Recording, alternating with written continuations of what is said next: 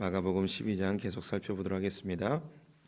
마가복음은 예수님이 누구이신지 알려주고 있습니다. 더불어 그 예수를 믿는 제자들은 누구인지 알려주고 있죠. 예수님은 갈릴리에서 사역하시는 모습 그리고 예루살렘에서 사역하신 모습을 마가복음을 통해서 보여주시는데요. 갈릴리에서 예수님은 여러 가지 이적들을 통하여 또 배를 타고 갈릴리 바다를 건너시며 이곳저곳에서 많은 표적들을 보이셨습니다. 이것을 통하여 예수님 자신이 누구인지를 알려주고 있었던 것이죠. 그럼에도 불구하고 제자들은 아직도 예수님이 누구인지 깨닫지 못하고 있었습니다. 그들은 예수를 정치적 메시아로 생각했고 예수님이 왕위에 오를 때에 그들이 좋은 자리 하나쯤 찾을 것이라고 생각을 했습니다. 이런 제자들을 이끌고 예루살렘으로 올라가시는데요. 그 올라가시는 과정 속에 3번 반복하며 예수님의 죽음을 예고하셨습니다. 예수님의 십자가와 부활을 통과하는 자들만이 참된 하나님 나라를 경험할 수 있다는 것이고, 예수님이 이 땅에 오신 것은 정치적 메시아가 목적이 아니고 이 땅에 모든 죄인들을 위하여 십자가를 지고 죽으심으로 이 땅을 구원하기 위함을 계속 반복적으로 알려주신 것이죠. 이렇게 예수님의 인도함을 받아 예루살렘으로 제자들이 올라왔는데요. 이 예루살렘에서 예수님은 예루살렘 성전을 들어왔다 나갔다를 반복하시며 5가지의 논쟁에 휩싸이게 됩니다. 이 5가지의 논쟁은 갈릴리에서 처음 사역하실 때에 하나님 나라를 끌고 갈릴리로 들어와 침노에 들어오게 되자 하나님 나라를 이해하지 못하는 그들 가운데 내면적인 갈등, 논쟁이 있었던 것처럼 예루살렘에서도 똑같은 논쟁이 5개가 나타납니다. 이 갈릴리 지역에서의 이 예수님에 대한 논쟁은 하나님 나라와 예수 그리스도에 대한 본질적인 수용 혹은 거부, 수용과 거부에 대한 그런 논쟁이었습니다. 예루살렘에서는 하나님을 알고 성경을 아는 좀 신앙생활을 한 사람들 안에서 이제 일어날 수 있는 신학적 논쟁, 좀 깊이 있는 논쟁이라 할 수 있겠습니다. 이 논쟁에서 역시 이것을 수용하느냐 수용하지 못하느냐 이런 그 갈등의 단계에 놓여서 이 논쟁을 뛰어넘지 못하면 신앙생활을 오래 했을지라도 그냥 종교인으로 전락해 버리기도 하고, 이 논쟁을 잘 뛰어넘는 사람들은 예수 그리스도의 복음을 수용하여 하나님의 나라를 맛보게 되어지는 것입니다. 우리가 이제 그제 이렇게 살펴보았듯이 이 논쟁들은 우리 성도님들이 신앙생활 하시면서 한 번쯤은 반드시 겪게 되어지는 논쟁입니다.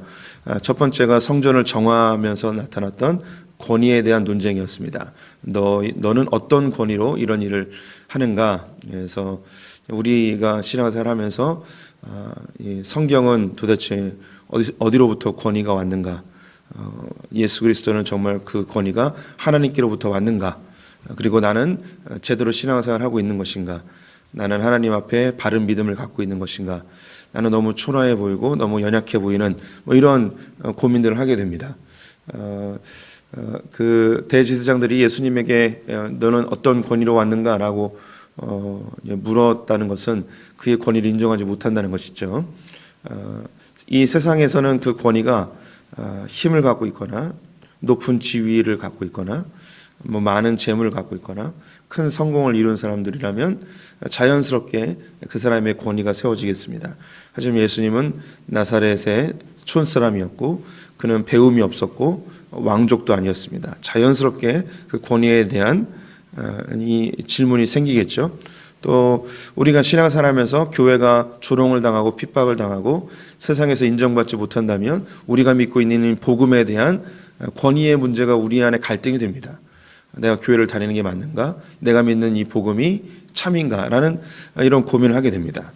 또 내가 사회적으로 성공하고 지위가 있다면 하나님이 나를 사랑하셔서 이런 위치까지 올려주셨구나라는 그런 확신이 들겠지만 우리 성도님들의 처지가 연약하고 혹은 세상 사람들에게 볼품없는 위치라면 하나님을 믿는데 내가 제대로 믿은 것인가? 하나님 정말 계신 것인가? 하나님 나를 사랑하시는 게 맞는가? 이런 본질적인 고민을 하게 됩니다. 그때 예수님이 건축자의 버린 돌이 모퉁이 돌이 되어진다는 말씀으로 이 세상에서의 권위를 인정받지 못할지라도 하나님 안에 있는 자들이 하나님 나라에서 크게 사용받게 될 것을 논증해 주셨습니다.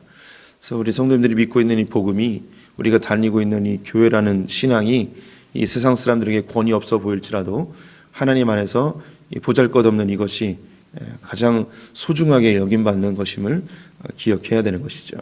그 다음에 이제 세금에 대한 논쟁이 있었습니다.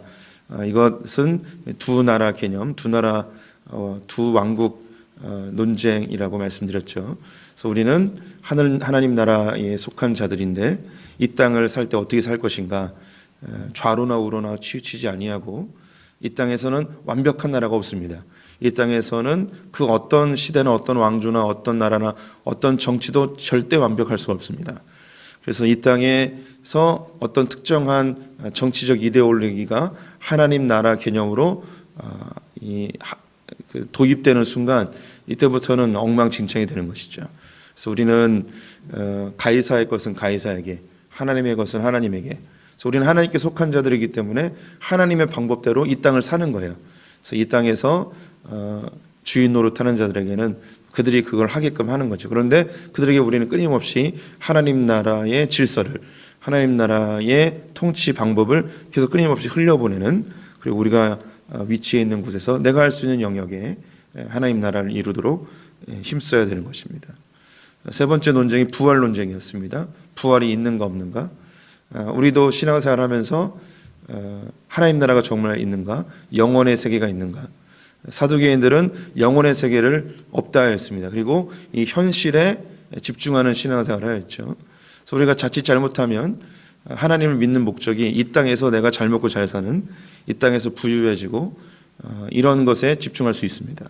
이거는 은사주의자들, 그런 사람들이 많이 추구하는 방향인데요. 또 다른 측면에서는 사회 참여를 복음의 전부인 것처럼 생각하는 사람들이 있습니다. 민중운동을 한다든가 사회 참여 운동이나 이런 것에 집중하면서 이것이 복음의 전부인 것처럼 생각하는 사람들이 있죠. 근데 결코 그렇지 않습니다. 우리의 복음은 현실의 문제이지만 현실의 문제는 완벽하게 해결되지 않습니다. 그래서 주님 우리에게 부활과 하나님 나라를 꿈꾸게 하였죠. 영혼의 세계를 바라보게 하였습니다. 이러한 논쟁은 신앙생활하면서 계속 반복됩니다. 정확하게 주님이 알려주신 대로 방향성을 잡지 않으면 흔들리게 되어 있습니다. 오늘 이제 다섯 번째 논쟁이 나오게 되는데요. 네 번째 논쟁은 서기관들이 찾아와서 율법 중에 가장 큰 율법이 무엇이냐라고 묻습니다. 유대인들의 율법은 613가지인데요. 하지 말아야 될 게 365개가 있습니다. 그래서 이 당시에 큰 율법학자의 계열이 힐렐학파하고 샴마이 학파가 있었는데, 이들 중에서도 이제 자신들이 더 권위 있는 랍비 집단인 것을 내세우기 위해서 서로들 이제 논쟁이 많았습니다. 그 중에 논쟁 중에 한 가지가 바로 율법 중에 어떤 것이 가장 큰 율법입니까?라는 논쟁이었습니다. 그것을 가지고 이제 예수님에게 와서 질문하게 된 것이죠. 그때 예수님이 대답한 것이 하나님을 사랑하고 내 이웃을 사랑해라라는 것이었습니다. 이런 질문은 우리가 신앙생활하면서도 계속 반복됩니다. 우리는 어떤 율법이 제일 중요합니까? 첫째입니까? 라고 이런 질문을 대놓고 하진 않죠. 그런데 신앙생활하면서 어떤 질문을 하게 되냐면, 신앙생활에서 가장 중요한 게 뭡니까? 라는 질문을 하게 됩니다. 목회자에게도 이제 묻기도 하죠. 목회자들끼리는 목회할 때 무엇이 제일 중요합니까? 라는 질문을 합니다. 이 질문에 대해서 며칠 전에 우리 교육자 중에 한 명과 신방 갔다 오면서 이런 이야기를 했던 기억도 있네요. 신앙생활에서 무엇이 제일 중요합니까? 교회 사역에서 무엇이 제일 중요합니까? 성경에서 무엇이 제일 중요합니까? 이런 질문을 우리 성도님들도 하게 됩니다. 그러면 여기에 각각 대답들을 하겠죠. 목사님들에게 목회에 있어서, 교회에 있어서 제일 중요한 게 무엇입니까? 라고 묻는다면 목사님들마다 각양 대답을 할 수 있어요. 교회는 제일 중요한 게 전도입니다. 어떤 분들은 기도가 제일 중요합니다. 어떤 분들은 제자 훈련이 제일 중요합니다. 어떤 분들은 성경 공부가 제일 중요합니다. 예배가 제일 중요합니다. 설교가 제일 중요합니다. 라고 묻는 분들이 있습니다. 성도님들 중에 묻는다면 요즘 시대 같은 경우에 이 세상에 이 지역을 어떻게 섬길 것인가, 이게 제일 중요합니다. 사람들에게 교회가 어떻게 보여지는가, 문화 사역이 제일 중요합니다. 정치 참여가 중요합니다. 각각 중요한 걸 다 이야기할 거예요. 근데 예수님이 딱 얘기해 주는 거죠. 뭐가 제일 중요하냐? 사랑이 제일 중요하다고 하는 것이죠. 하나님을 사랑하고 이웃을 사랑하고, 이 사랑이라는 것에서 벗어나는 순간 그때부터는 사랑의 반대말이 되는 겁니다. 사랑의 반대말이 뭘까요? 사랑의 반대말은 자기 사랑입니다. 결국은 자기를 위한 거예요. 하나님을 사랑하고 이웃을 사랑하는 것, 이게 아니면 그 다음부터는 자기 사랑이에요. 사랑의 반대말은 미움이 아닙니다. 사랑의 반대말은 자기를 사랑하는 거예요. 그래서 이 세상에서 하고 있는 그 모든 것들의 방향성은 결국 자기 사랑입니다. 전도를 할 때 전도에 사랑이 빠져버리면 어떻게 될까요? 전도에서 사랑이 빠져버리면 교회를 부흥시키기 위한 도구로밖에 전락할 수가 없습니다. 가난한 사람들을 섬기는 것, 구제하는 것, 여기서 사랑이 빠져버리면 이건 역시 교회를 부흥시키는 도구로 전락하게 됩니다. 선교도 그렇고요, 예배도 그렇고, 설교도 그렇고, 모든 것이 하나님 사랑과 이웃 사랑이 빠져버리면 그 모든 것들은 본질에서 벗어나게 되어져 있습니다. 우리는 하나님을 사랑해서 신앙생활을 하고 있습니다. 우리는 예수 그리스도를 사랑하고 성령 하나님을 사랑합니다. 날 위해 십자가에 달려 죽으신 그 예수 그리스도를 몹시도 사랑하는 자들입니다. 우리는 함께 동행해 주시고 나를 천국까지 인도해 주시는 보혜사 성령님을 사랑합니다. 우리는 우리를 창조하시고 우리를 택해 주시고 하나님 백성 자녀 삼아 주신 그 하나님의 놀라운 섭리를 사랑합니다. 또 하나님이 창조하신 우리의 이웃들을 사랑하고 하나님이 창조하신 이 피조물들을 사랑합니다. 하나님이 주신 그 복음을 사랑하고 하나님 나라를 사랑합니다. 하나님이 우리에게 주신 이웃들을 사랑하고 우리의 형제 자매들을 사랑하고 우리의 공동체를 사랑하고 우리에게 주신 가족들을 사랑합니다. 하나님은 우리에게 요구하시는 그 본질 자체가 사랑입니다. 사랑이 아니면 하나님 나라를 결코 이룰 수가 없습니다. 오늘 이제 중요한 또 그 문장이 하나 등장하는데요. 이렇게 질문했던 서기관이 예수님에게 맞습니다. 당신이 정말 참 하나님을 아시는군요. 하나님을 사랑하고 이웃을 사랑하는 게 이게 그 무엇보다도 중요한 율법인지 저도 동의합니다. 라고 이야기하죠. 그때 34절에 예수님이 그 질문했던 서기관에게 이렇게 대답을 합니다. 예수께서 그가 지혜 있게 대답함을 보시고 이르시되 내가 하나님 나라에서 멀지 않도다 하시니 그 후에 감히 묻는 자가 없도다. 예수님이 서기관에게 네가 지혜 있게 대답하였구나라고 칭찬합니다. 이 대답이 참 지혜롭다는 것이죠. 성경에서 제일 중요한 게 하나님 사랑과 이웃 사랑, 사랑이라는 것이 제일 중요하다는 걸 너는 깨달았구나라고 칭찬하십니다. 그런데 그 뒤에 이야기가 내가 하나님 나라에서 멀지 않도다. 멀지 않도다라는 것은 거의 가까이 왔는데 오진 못했다는 것이죠. 네가 참 지혜 있게 대답은 잘했는데 네가 아직 하나님 나라에 도착은 못했구나. 왜 도착하지 못했을까요? 네, 제가 이미 우리 성도님들에게 하나님 나라에서 제일 중요한 것이 사랑이라고 말씀드렸어요. 저도 깨달았고 우리 성도님들도 이 이야기에 다 동의하십니다. 그런데 우리가 아직 하나님 나라에 도착을 못했습니다. 왜 못했는가? 깨닫는 것은 아무 의미가 없습니다. 이제 이것을 해야죠. 실천해야 되는 것이죠. 하나님을 사랑하고 이웃을 사랑하기 위해서 몸부림쳐야 되는 것이죠. 이 서기관도 다 깨달았고 저도 깨달았고 우리 성도님들도 다 깨달았습니다. 그런데 아직 하나님 나라를 맛보진 못하는 거죠. 왜냐? 우리가 진심으로 이것을 실천하기 위해서 노력하고 있는가라는 질문을 주님이 우리에게 하고 계십니다. 이건 끊임없이 주님 나라 갈 때까지 우리 안에서 계속해서 일어나는 논쟁이 되어질 것입니다. 다섯 번째 논쟁은요, 질문자가 없이 예수님이 스스로 질문하시고 대답을 하십니다. 이게 참 신기한 것이 갈릴리에서 5가지의 논쟁이 있었는데요. 마지막 논쟁이 뭐였냐면 안식일에 회당에서 손 마른 자를 고치시는데 바리새인들이 회당에 들어와서 예수님이 뭘 하는가 살펴보고 있었습니다.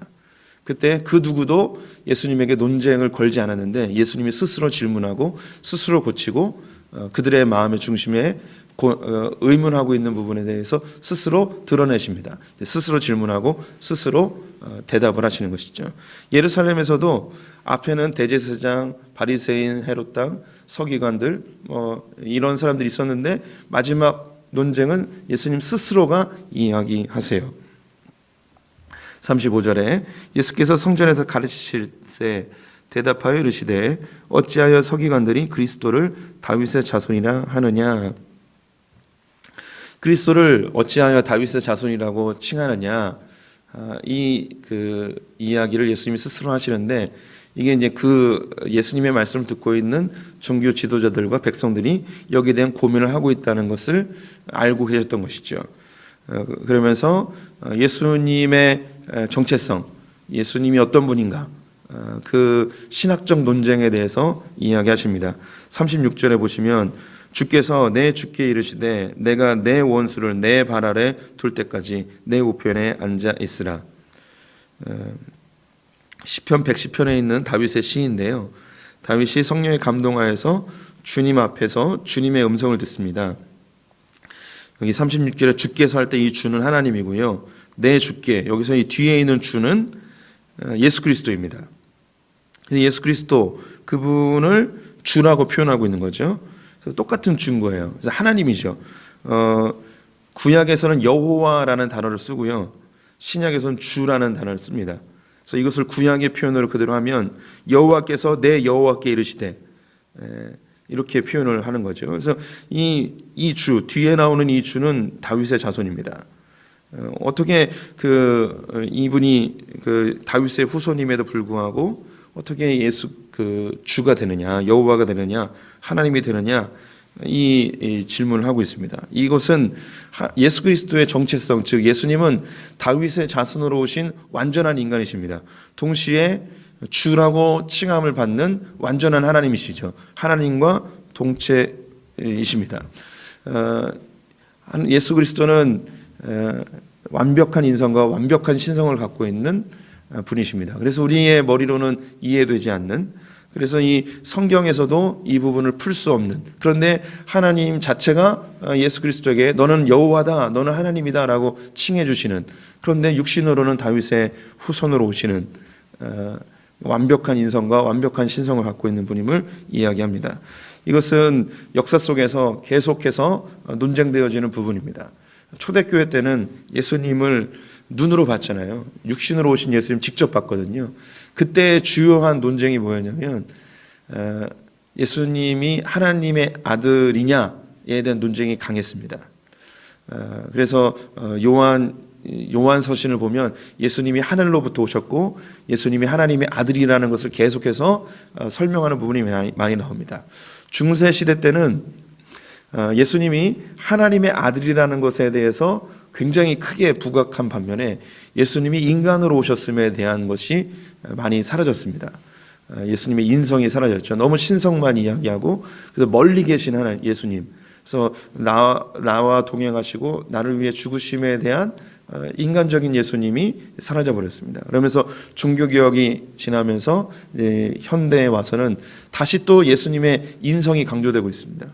그래서 친구 되신 예수님, 그 예수님과 함께 저녁 식사, 예수님이 굉장히 나하고 친밀하게 보여지긴 하는데 요즘 시대에 또 예수님에 대해서 간과하는 게 뭐냐면 예수님은 하나님이세요. 예수님은 경외의 대상이에요. 우리가 예전에는 예수님 하나님 그러면 좀 무서워했었던 적이 있었잖아요. 저도 어릴 때 그랬는데 요즘은 젊은 세대들이 예수님을 무서워하지 않아요. 하나님을 두려워하지 않습니다. 이게 하나님을 경외함에서 나오는 하나님에 대한 사랑, 예수 그리스도에 대한 십자가의 위대한 사랑에 대한 고마움, 이런 게 사라지고 그냥 나를 도와주고 나의 친구 되어주고 너무 가볍게 이 복음이 취급되는 경향이 있다는 것, 우리가 여기서 이제 중심을 잘 잡아야 됩니다. 예수님은 완전한 하나님이신과 동시에 우리의 고통을 체휼하신 완벽한 인간이십니다. 우리를 다 이해하시는 분이시죠. 그래서 성경에 나오는 이 경외라는 단어가 주님을 우리가 대하는 태도를 정확하게 보여주는 거예요. 그분을 두려워하되 그 사랑 안에서 두려워함. 이것이 이제 우리가 가져야 될 태도이기도 합니다. 이런 5가지 논쟁이 있었는데요. 이 5가지의 논쟁을 수용하느냐 수용하지 않느냐. 그 뒤에 나오는 게 이제 서기관과 가난한 과부에 대한 이야기가 나옵니다. 이 서기관은 종교 지도자들인데 이런 논쟁 속에서 논쟁에만 파묻혀 버리는 거예요. 그래서 예수님에 대한 참된 사랑과 예수님과 가까이 가고 싶은 예수님에 대한 그 고마움 이런 것들은 사라지고 이 논쟁에 파묻혀 버리니까 이 사람은 외식하는 자들이 되어 버립니다. 머리로는 예수님에 대해서 많이 알고 성경 지식도 있고 하지만 그 예수님이 이 땅에 왜 오셨는가, 예수님이 나를 위해서 뭘 하시는가, 그리고 예수님이 나에게 뭘 요구하시는가, 여기에 대해서 매몰돼 버리는 거죠. 반면에 뒤에 나오는 가난한 과부가 있습니다. 2렙돈을 주님께 드리죠. 이 과부는 가난하기 때문에 교육도 받지 않았습니다. 이 당시 유대교에서는 여자들은 율법을 배우지도 못합니다. 이 여인의 과거를 알 수 없지만 상당히 낮은 계급일 가능성이 매우 높습니다. 그런데 이 여인이 자기가 갖고 있는 전 재산인 2렙돈을 드립니다. 이 여인은 하나님에 대해서 지식도 없습니다. 신학적 논쟁도 할 수 없습니다. 대단히 많은 지식을 갖고 있는 것도 아닙니다. 그런데 단 한 가지 있는데 그게 뭐냐면 잘 모르지만 주님에 대한 감사한 마음과 주님을 사랑하는 마음, 그분의 은혜에 감격하는 마음에 내 모든 것을 드려도 아까워하지 않는 이 모습이 이 가난한 과부에게 나타나 있죠. 이 목사인 저는 이 서기관과 가난한 과부 중에 어디에 가까울까요? 당연히 이 서기관에게 가깝습니다. 저는 저의 전체를 주님께로 드리기로 결단한 사람임에도 불구하고 주님께 드리지 못하고 오히려 신학적 논쟁이나 성경적 지식과 신학적 지식은 많이 있지만 하나님에게 점점점 멀어질 수 있는 위험성에 더 많이 놓여 있습니다. 오히려 저를 키워주셨던 할머니는 한글도 잘 모르시고 성경적 지식도 없고 신앙서적도 한 권도 읽어보지 못한 분이지만 평생 새벽을 깨우시며 아무것도 모르지만 자녀들을 위해서 기도하시고 아침에 일어나면 무조건 성경 읽으시고 시간 나면 기도하시고 찬송 부르시고 다리가 관절염으로 걷지 못하실 때 무릎으로 기어서 교회 가시는 그 할머니의 모습이 저보다 훨씬 더 주님의 마음에 흡족하지 않을까 싶습니다. 우리는 하나님 나라에 가까이 온 예루살렘의 성전에 들어와 있는 사람들입니다. 하지만 거의 가까이 왔지만 하나님 나라에 들어가지 못하는 어리석은 자가 되지 않기를 소망합니다. 하나님 나라는 지식에 있지 않습니다. 주님의 나라는 전심으로 주님을 사랑할 때 누리게 되어집니다. 우리 소풍의 성도님들 하나님을 사랑하시고 이웃을 사랑하셔서 하나님 나라를 누리는 분들 되시기를 축원드립니다. 기도하겠습니다.